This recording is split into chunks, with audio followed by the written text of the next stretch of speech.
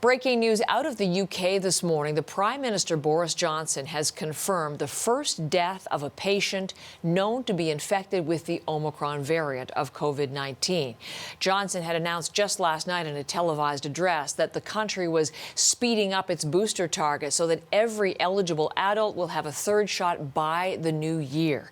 Tessa Arcilia is tracking the very latest in London.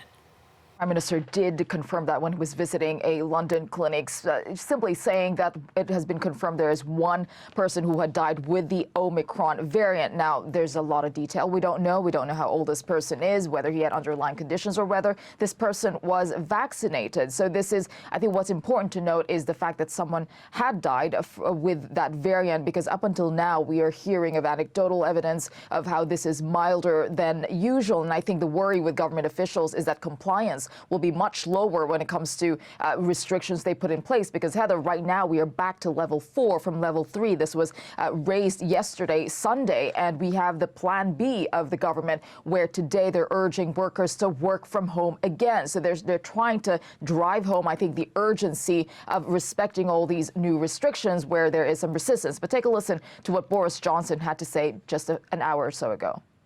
Sadly, at least one patient has now been confirmed to have died with Omicron. So I think the idea that this is somehow a milder version of the virus, I think that's something we need to set on one side and just recognise the sheer pace at which it accelerates through the population. That pace he's talking about, they've called it a tidal wave. It's a doubling every 2 or 3 days. That's the latest estimate. And the number, the 7-day average here of infection rates is around more than 50,000, Heather. So what they're doing now is boosting the booster program. So that is the government's focus. And they say, Boris Johnson said they want 1 million booster shots, a third shot a day. Now, they've never done this before, so they've enlisted the help of the Army and some thousands of volunteers to get this done, to get everybody above 18 boosted by the end of January. So this is quite a feat, and it would probably affect some of the other people needing medical advice and treatment. Some of the doctors saying it is going to take some resources away from other medical needs. So that is, I think, where the controversy lies as well. But for now, the focus of the government is getting everybody boosted. Heather? And reports of long lineups outside vaccination clinics today. I also want to ask you, Tessa, about a new study that came out on Friday that I think we should spend some time on. It's the first real-world data coming out from British researchers in terms of the efficacy of vaccines against the Omicron variant. Tell us about the findings.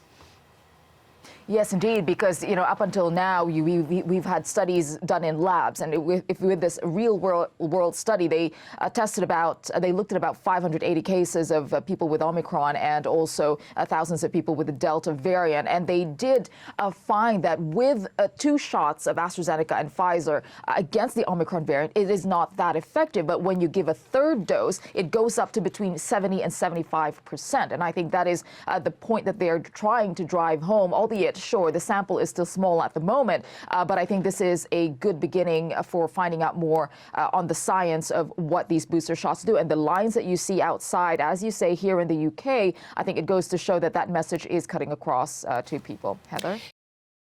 That is Tessa Arcilia in London on the breaking news out of the UK.